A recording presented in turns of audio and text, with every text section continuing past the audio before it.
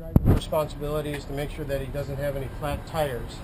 On a January day at 6 o'clock at night, it's going to be very difficult for him to test the tire pressures. You can see that they're hidden here.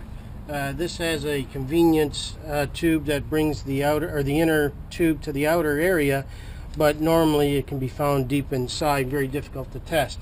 So the realistic way that a driver is going to test for a flat tire is he's going to use an object or his foot and simply see if he's got a significant difference in the pressure of the tire. That's the layman part of the circle check.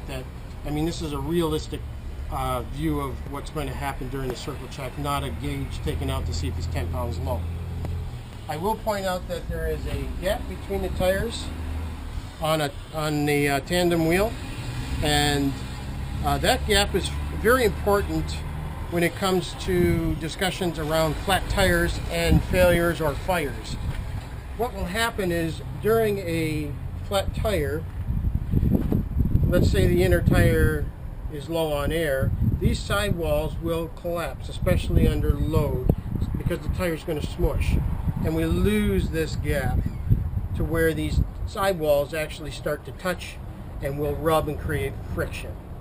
The friction does two things. One, the tire itself is heating up because it's collapsed and it's flexing every time that it rotates around, and also the friction on the sidewalls. Eventually the tire will get hot enough that it could ignite or at least fly apart and cause a lot of damage.